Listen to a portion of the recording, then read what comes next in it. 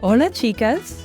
Welcome to Encuentras Your Voice podcast, where Latina voices are amplified by sharing their powerful journeys from ancestry to authenticity, giving voice to generations past, often silenced or erased, while showcasing the aha moment of our guests when they embraced their authenticity and soared into success. I'm your host, Consuelo Crosby, here with you every Wednesday at a new time in this season 8. Given our expanding global audience, con gusto, we are dropping new episodes just after midnight on Wednesdays. So no matter where you are in the world, we are together, leaning into the valuable stories that resonate with you, adding a place of belonging, and sharing resources that may help make life just that much easier. Plus, meet your next best amiga after hearing their story every week. She wouldn't let anyone stop her from doing what she loves.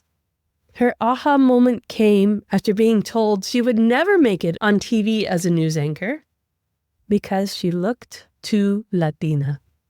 Yes, that. Christina Olivarez decided to take her dreams into her own hands and flourished. This multi-award-winning business coach and multi-generational Mexican-American advocates for Latinas in leadership and business, guiding them to new heights, just like this year the snake is calling for. It's that transformation, it's that growth, it's that expansion into a bigger version of yourself. She envisions a future where business and personal life are intertwined, advocating for a new paradigm in business leadership that prioritizes empathy and vulnerability. Whether it's through her premier Hustle+Socialize conference coming up in early June, or speaking and training, or her one-on-one coaching, Christina helps women of color step into leadership roles with unapologetic confidence, growing their businesses and expanding their networks. She is celebrated for her strategic approach to online marketing and her ability to amplify voices and brands in competitive industries. Christina is all this, and yet you will never guess what her vision of life would be if she were to walk through a portal into a whole other world. Welcome to Encuentras Your Voice podcast, Christina. It's so fun to have you here. I already told you on the invite I'm going to take your energy today because you bring light and fun, and everything I've seen you in has just been fabulous. So welcome. Thank you for having me here. I am absolutely honored and excited for today's conversation. Great. Let's dive in. As we always do, we have been creating a living archive of the Latinidad diaspora from all our guests, and in honoring our ancestors who probably didn't have the opportunity to share their own story in the past. So would you like to share your family story with us today? Absolutely. I am, I believe, 4th generation Mexican-American. I am originally from the South Texas border on the U.S.-Mexico border, down on the Rio Grande Valley. So all the way down south, right? And, you know, it's interesting because for the longest time, I knew I was from the border. I knew I was Mexican-American, but there was this notion of we didn't really talk about it. Because I have been born and raised in a native Texan, I never really thought about my heritage or like my ancestors until I got older and became an adult and really started to dive into my family history. And I feel like now one of the things that I'm just so proud of is to learn a little bit about my great-grandparents and my great-great-grandparents, right? And some of them fought in the Mexican Revolution, which is wild to me. Oh my gosh. You know, just like learning about that history. And then even my great-grandmother, I learned, was an entrepreneur herself and owned a grocery store in our hometown. And, you know, my grandpa was also an entrepreneur. And so I really feel them in everything that I do. That's beautiful. Isn't it something? You ever wonder when you're living your journey, you're like, where does this come from? Yeah. And see. And then you start discovering it. Yeah, and seeing their photos, I wish she were here and I wonder what she would say. I love why we ask it and just bring it up forward and give them voice, give them presence in this modern day, right? Absolutely, yes. Love it. So tell us, what was it like for you growing up then along the border at the time you were? And did you feel a separation then from the culture, or did you just drop into where your family had brought you into? Yeah, I feel it was such a 50-50, if I were to say that. Like, I knew at such a young age that our culture was rich. And, my grandma particularly, I mean, she was just a firecracker. And I knew like where I came from and I knew all the things that I loved about the culture. But I remember being such a young kid not wanting to be brown. And I try to say this in the nicest way possible, Sure. right? But I remember always my cousins are a little bit more white complected. And if you were to see pictures of me when I was young, I was very dark. And I felt like when I looked at my family, you could see that I was just very brown. And I think growing up too, it is that assimilation. It is that notion of wanting to not be the other. And so while growing up on the border, Mexico literally is 5 minutes away from my home. And we would cross the border, right? Like my grandparents had lucky doctors. But I do remember I suffered through a lot of culture shock when I left my hometown for college. I went to Texas State University, which is about 5.5 hours north of the border. Oh. And that was my first time ever leaving my home and ever leaving. The Rio Grande Valley is predominantly Hispanic. I want to say we're at most 98%. Maybe now it's maybe like, 90 something, but we are predominantly Hispanic, and I did not know what that was like outside of the norm. And when I got to college, I was freaking out. I was like, oh my gosh. And it just so happened that like a lot of my college friends were Mexican. And also, oddly enough, my husband is also from the Rio Grande Valley and grew up in the town that my dad grew up in. I felt that safety and that, the security whenever I met those friends in college.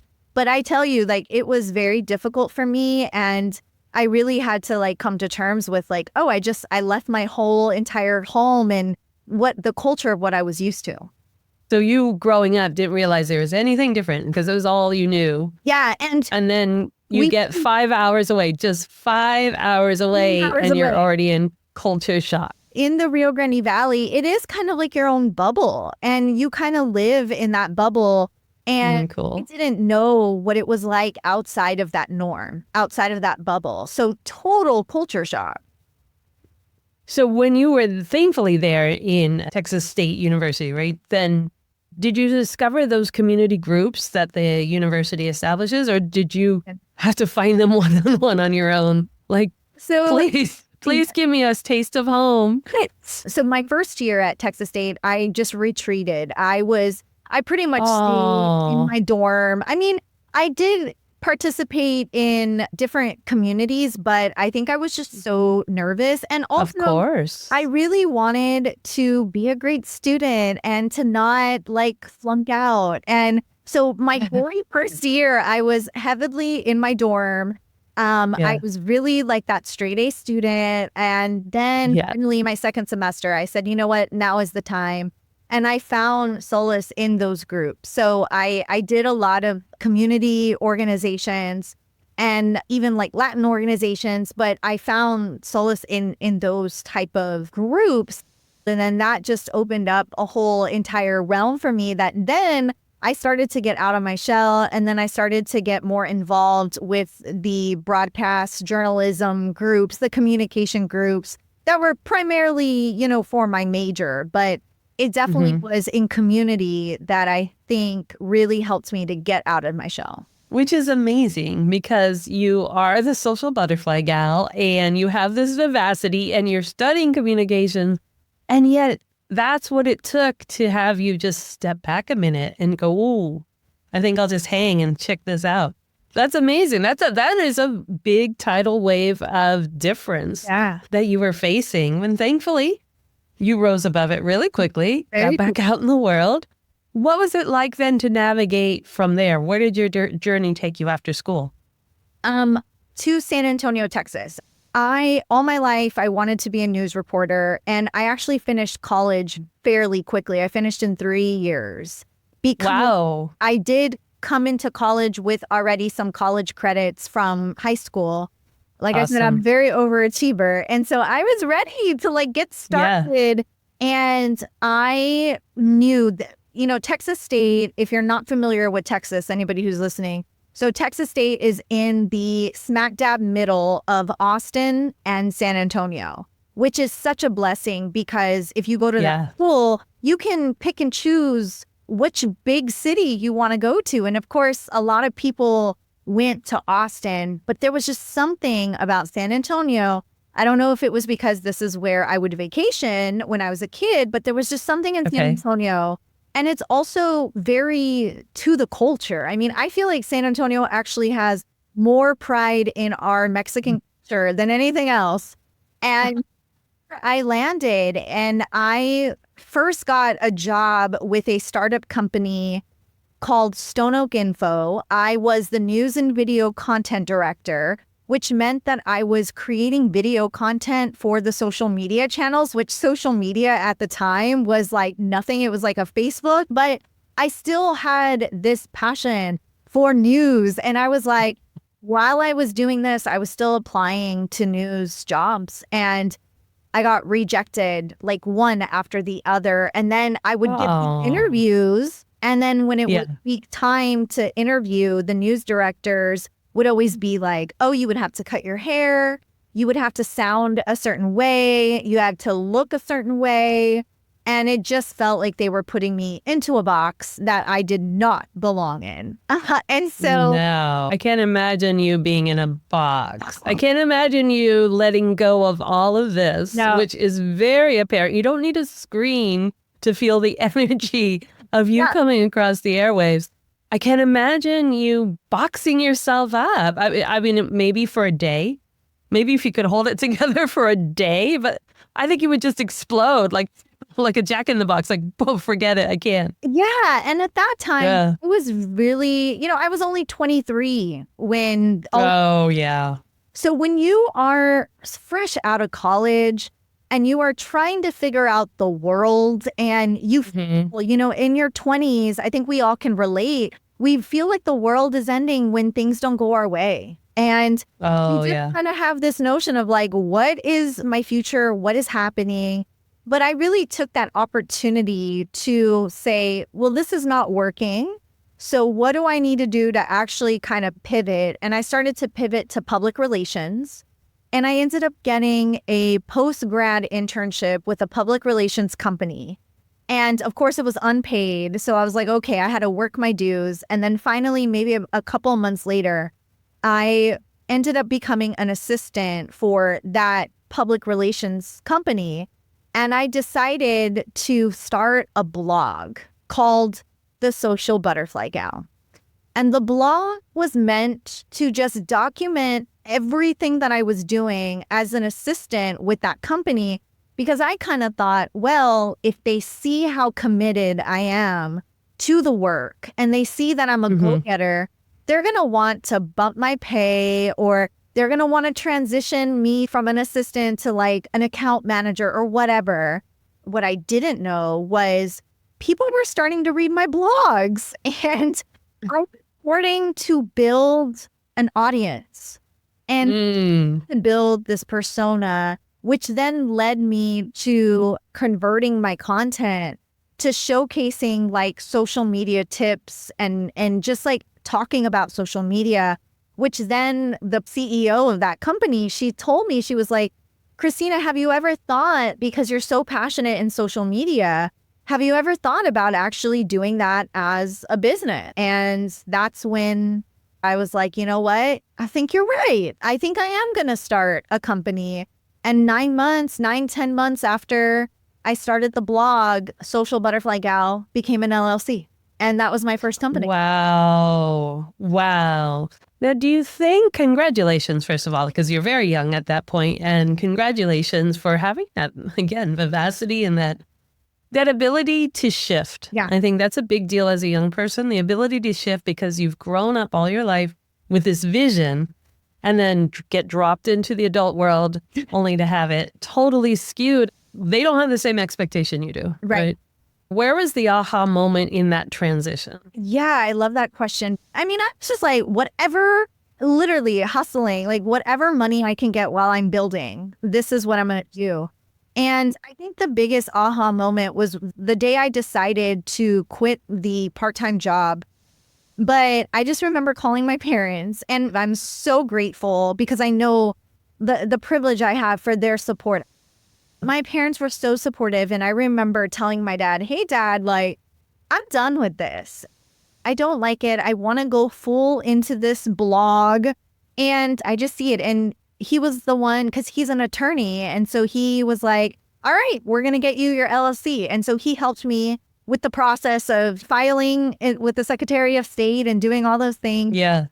That was the big aha moment. But I think maybe the biggest one was after I quit the receptionist job, it literally was like do or die. I had no choice. Like I was going to make this work. And that was the mindset that I had, because honestly, like after that, that was May of 2015.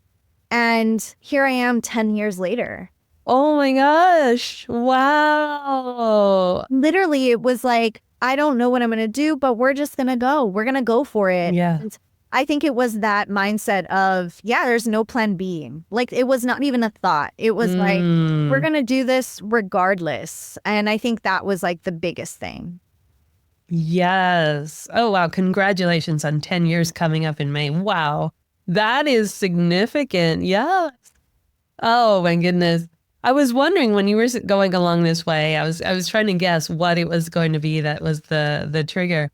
And I think that speaks out to all the entrepreneurs. Doesn't matter who you are, what you're doing as an entrepreneur, but taking away the safety net and no plan B really lights a fire under, and also must have tested your passion, your conviction, your determination.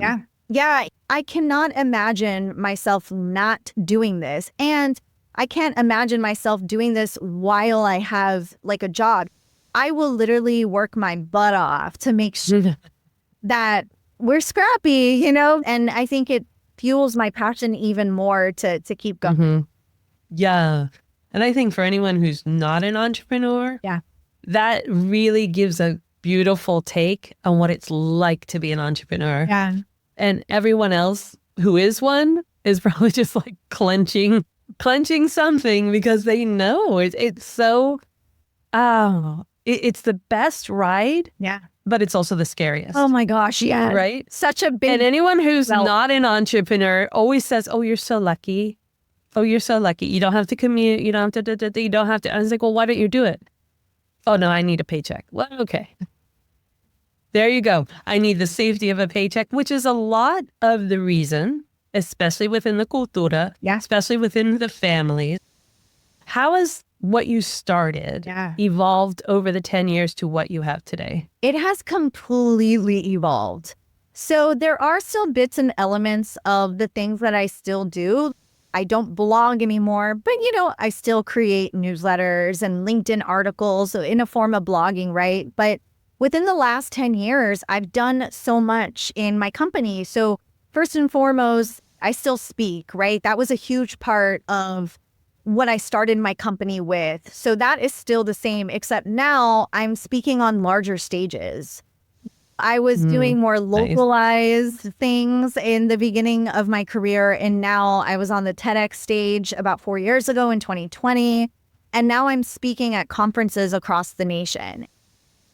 I like to say that the first 5 years of my company, I was pretty much just trying everything to see what I'm made of. You know, what do I like, what I don't like? Where's my strengths and what's not? And for the longest time, it was managing social media. I thought I was going to create a social media agency. And then the pandemic happened. Oh, interesting. I really started to realize that where I find my joy is in working one-on-one with others through the coaching lens. But also about 3 years into the business, I ended up launching a second business, which is Hustle+Socialize. And Hustle+Socialize was born out of a need for representation in our communities when it came to business and business resources and connection and tapping our community to these industry experts. I was often the only Latina in the room and often the only young person in the room. And I was getting very frustrated because I was like, how do I live in San Antonio, Texas? And we're nowhere to be found. Like, oh, wait a minute. Yeah, wait a minute. I mean, I'm so used to being like where we are, where that's pretty typical. Yeah. Wow. Yeah. Yes. Oh, wait a minute. That doesn't make any sense to me. Okay, yeah. I realized like, okay, we're going to retire social media management. We're going to pivot into making the conference my main offer. And then we're going to have the coaching as the supporting elements that drive all of the things that we do. And that is this mission of helping and empowering Latinas and women of color, marginalized communities to be unapologetically visible. And that is exactly what I do now. Oh, I love it. I love it. Yes. Congratulations. Absolutely. So needed. I'm just still reeling with this is San Antonio, Texas. Can you imagine everywhere else in the United States? Yeah. Oh, my Lord. Yeah. That's fantastic. So Hustle+Socialize, the conference. What is that like? And when does that happen? It happens every June. So we're getting ready for the 7th annual conference that will take place June 6th and 7th of 2025. But it is a community that is for minority business owners, women of color, marginalized communities. You don't have to be a business owner to take part in our community and our events. But of course, the programming is designed for women in business.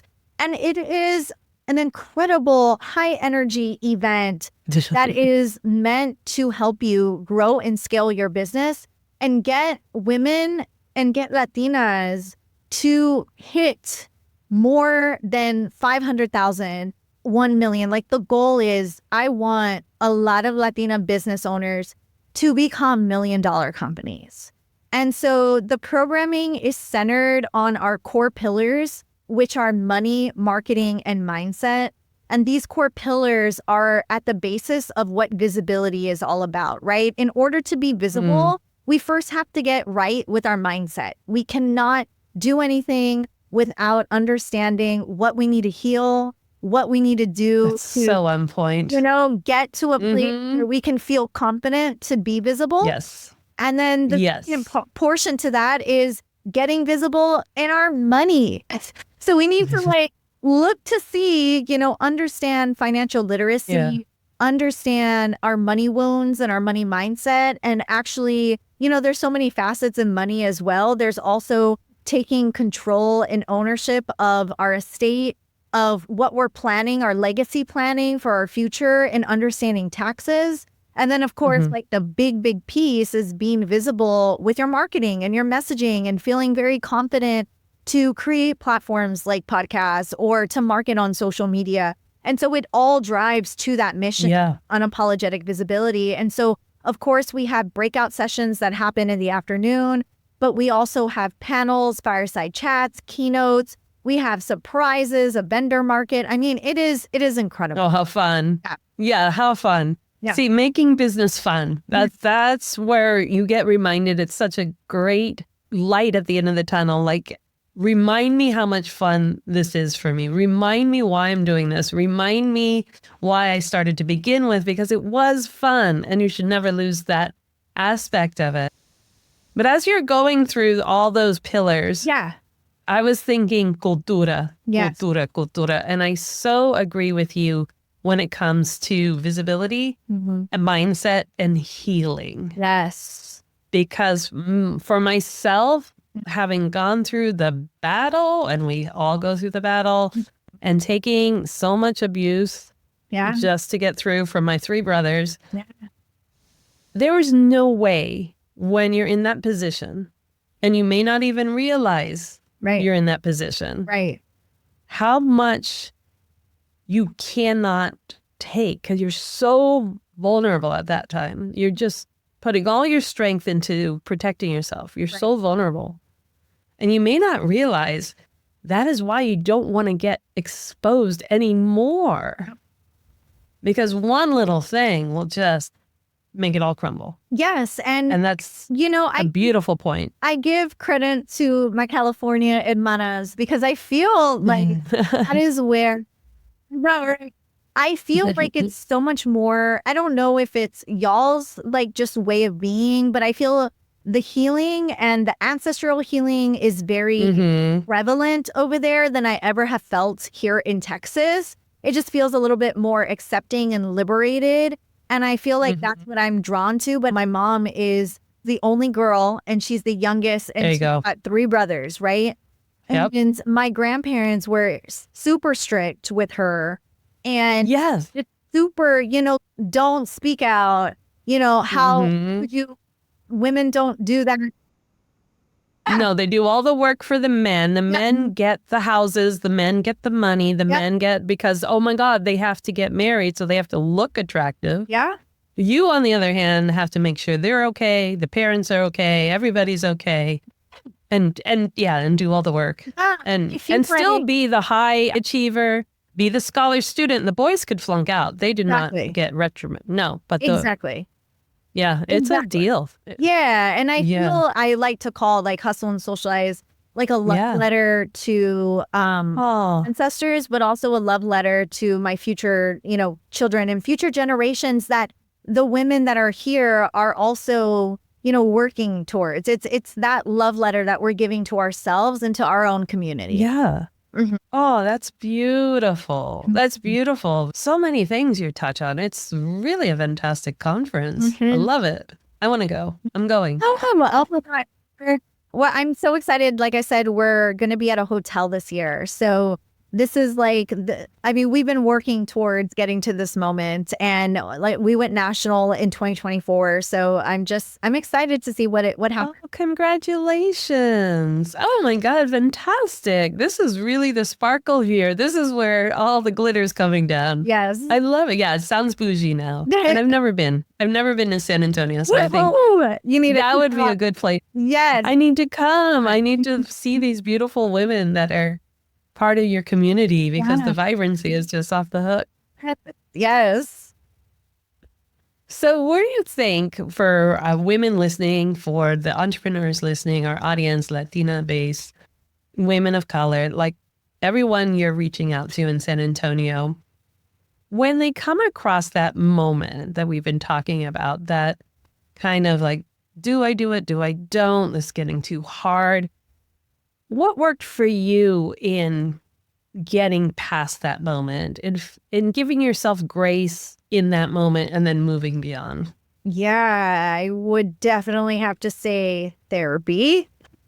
There you go. When I brought up culture shock, I knew I needed to ask for help. And I was experiencing just so many different things. And I think one thing I'm so proud of is I did not hesitate to ask for help. I knew I needed to go to the student health center, and I had a counselor there for that year at the student health center. And so I've always been just very open to therapy and very open to like the healing part. But I would definitely have to say like therapy, but also focusing on my why. I think as you grow in your business and as you get older as well, you're going to experience so much hardship, but your why, what's going to keep you going. And so I think that's why even just having a therapist and really retreating in has been helpful to help me make solid decisions of how to press forward when I feel like there's no way out. And really, journaling and asking myself hard questions has probably been key to getting out of the holes that I put myself in. Yeah. Oh, that's such a beautiful answer, because a lot of it is all centered about you, but you in a sense of healing yourself, you in the sense of taking care of yourself, Yeah. not in a sense of what did you do wrong. Yes. I love that emphasis. Like, no, this is all about giving yourself that moment to reflect, to enjoy, to see the strengths, to see where you could build. Yeah. And always go to help. Exactly. Ask for help. Exactly. So hard to do. It's not an easy move. And No. It is not. It hits on a lot of pain points from our childhood. Where would you want to go next? Not to overburden you. This isn't happening this year. Revel in your celebration of 10 years. But do you see yourself maybe in 5 years changing, evolving into a different direction? Absolutely. I feel that's why my logo is a butterfly, because we're always evolving, right? We go back into our cocoon and then we emerge. And I feel where I'm being called these next 10 years, my husband and I want to start a family. And I also want to pursue the things that I love doing without the notion of being in survival mode. In our community, right? Huge again. And the hustle. I have a whole entire company called Hustle, and they're socializing it. But I feel like what has been emerging in this last year, because I've been really reflecting on like 10 years, and what I really want to call in for the next decade is just this peace and this ease and this flow of all of the things that I love to do, to just be a magnet to that and to attract those things. Because I love hustling, don't get me wrong. I'm a great go-getter. I love being a go-getter. But I feel like I've won the awards. There's nothing left to like prove of the value, but now it's like, where can I expand? And what does expand for me?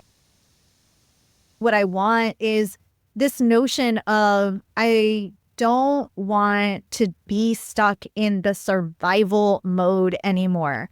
I want to really thrive and have the freedom and flexibility and the options.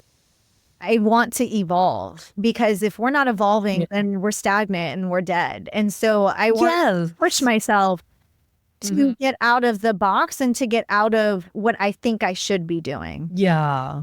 Oh, I love that. Yeah. And I really feel like we always, just as humans, should be looking 5 years ahead, not to cause anxiety, not to say, oh, this is where I'm going to be, but to just envision yourself 5 years from now. And what does that look like? Because you're going to probably want to start working on that now. Exactly. Because 5 years, exactly. That's what things take to really get to where your vision is. What's your favorite go-to outside of work and business and networking and everything? What's your go-to? Yeah, I love coffee shops. I love exploring coffee shops. I love cats. And one of these days, I do want to have a fourth business of a cat cafe. And not worry. But, I was a very athletic child. And for a while, running and being athletic was kind of like a form of discipline, right? Because when you are in sports, if you mess up as a team, you're forced to run. And I just like for the longest time needed like healing that. But when my husband got laid off, he took up running as his form of mental health and mental sanity. And that's how, how his business started. But we started to do 5Ks and 10Ks, and I love Disney. And so I regularly go to Anaheim to go to Disneyland. We kind of do like a Disney trip almost every year. But I really just love to do, activities that get me outside. It is brutally hot in Texas, so it's really hard to actually be tricky in the outdoors. But we try to find those pockets. Is your husband going to work towards running the Disney Marathon then? He's actually ran a Disney Marathon. He just did Run Disney, the 10K in September. That was his very first one. I did not participate with him. I was just the spectator. But the goal for 2025 is for me to also run with him in the 20 Disney Marathon. So I know they already started to like announce the upcoming ones for 2025. Yeah. He's already sending me things, and I have my eyes on the one that he did in September so that I could go back to California and just, run and challenge myself to do a 10K. You can. Yeah. Yes, I agree. I ran a marathon in Florence, Italy. Oh my God. Yeah.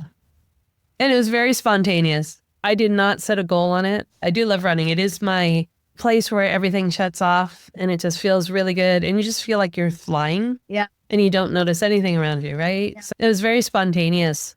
I was in the city, San Francisco, and there was this big party going on. I was like, okay. I'm like, wow, what's the party? Let me go see what's going on. And it was getting people excited to join the marathon to run for the AIDS Foundation. Oh, wow. And I walked in there like, what's going on? Oh, we're getting people excited with the vendors and everyone to run the AIDS Foundation Marathon in Florence, Italy. It's like, where do I sign up? It's like, again, that's very Latina. You just sit there fearlessly joining in. Like, I don't even have to think about it. I'm going to join in. And and I figured after the reality set in, like after you really start the training and you're like, oh my God, this is like for us running over to the airport and back and a little further. Wow. And, something that takes us 45 minutes to drive, I'm like, Yeah. And, but I thought, well, Florence is flat. And I think, well, if anything happens, I'm close to God, right? You can't get much closer. It literally ends in front of the church. So if I'm completely wiped out, just carry me over to the steps. I'll be fine. Oh my God, that's so cool. So we know a lot about you. And thank you for sharing so much. And being so transparent. It really speaks to what you stand behind, because you're very transparent and you're very authentic. No. And you don't come in with I'm all this and I'm all that, which people in business can forget why they're doing it. We really appreciate it. Yeah. What would be your hope for yourself if you were to walk through a portal that had nothing to do with where you are now, and you walk through a portal into another world? What does that world look like?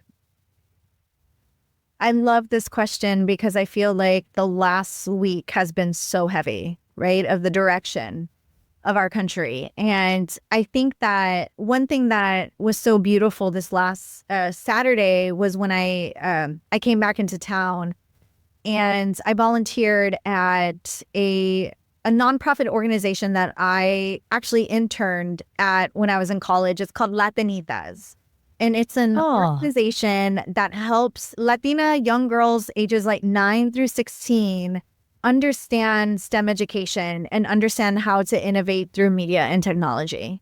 And so I got to, be a part of that. And that was pretty much kind of like the why, and like my hope for the future is I got to see these 9-year-old girls go up on stage, right? Oh, wow. And pitch their idea for their business, which that's the concept of the conference. It's called Startup Chica. And all day, you as a mentor are helping these girls build their own business like a Shark Tank. And they have to go pitch at the end from a panel of judges. Oh, my Lord. Like even me. This is right? 9-year-old girl. 9. My hope is like if I were to walk into a portal, my hope is I see all of the next generation of Latinas just emboldened to do whatever they want, be whoever they want to be, and not be afraid of the horrible worlds that unfortunately sometimes we live in. My hope is just that for that equity, that inclusion, the diversity, all of that. I really hope that that's a world that my grandkids can, experience. That's my hope, is like, I want so many young Latinas to keep that innocence, to just be imaginative, to be creative, and to be extraordinary. And I feel like hopefully that's the portal I walk into as a old viejita. Who instantly becomes a fountain of youth. Yeah. For all we know, this is what you're going to be creating over the next many decades of your life. And the power of your vision, which is so beautiful. Yeah, I was like, the tears are coming up.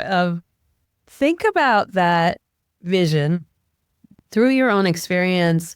9 to 16-year-olds, you have seen and now know the power that they hold that goes wasted and untapped because we don't give them credit that they have the capacity to do this. Exactly. I would love to sponsor them, sponsor the conference, sponsor someone. Because in the end, encuentras your voice. Boy, are you finding it at 9 years old? If you could find your voice at 9 years old, power. That would power. I mean, the world would like tilt a little from all that power. I love it. Thank you for sharing that. How would you like people to reach out to you, and tell us about your social platforms that they can find you on? The best place to reach out to me is on Instagram at The Social Butterfly Gal and at Hustle+Socialize. We're on Instagram. I'm on every single social media platform that you can imagine. So it's either Christina Giovanna Olivarez on LinkedIn or The Social Butterfly Gal for all social media, as well as Hustle+Socialize. And then, of course, on my website, thesocialbutterflygal.net is where you can find all of the information, and hustleandsocialize.com as well. All of the information about the upcoming 2025 conference, my one-on-one coaching, and to hire me for speaking. Awesome. That's beautiful. Thank you for that. Yes. Oh my goodness. Yes. Let's get this voice out there. You are providing a great template for how things are done for people wanting to join community, for entrepreneurs wanting a space to feel heard and understood. Yeah. Thank you for providing all this. This is amazing. Thank you so much. On February 26th, Rosalie Anus is here showcasing her first published book, releasing just the day before her episode, as she shares all the deets behind her book, Build a Beautiful Business con Confianza. Because it's more than just numbers for her when it comes to business. It's all about risk with Rosalie, knowing how to prepare for it, ensure a growth strategy, and most of all, be confident to take those next steps for growth and impact. So as scary as this all sounds, the best part of listening to Rosalie is realizing how safe you feel with her guidance and understanding. Your stories are your legacy. They deserve to be known in truth and from the source. Step into your truth. Ciao. We love that you have subscribed to this podcast and continue to champion women who understand the life of all things Latina. Be sure to follow and subscribe to the Encuentras Your Voice podcast so you don't miss a single episode. They will automatically drop into your listening device each week, and we'd really appreciate if you take a moment to add to the reviews that we already have. Tell us what you like, tell us what you're hoping to hear, and we will get there. Share this with your friends and family to help us grow our comunidad, and keep following us on our social media. To Encuentras Your Voice, we are so grateful to you for helping us grow this community and would love to learn of all the amazing Latinas who you know are creating the world we thrive in. So reach out to me on social media at Encuentras Your Voice, and let's keep leaning into our authenticity in pride. Help us make Encuentras Your Voice the place where you are 100% represented.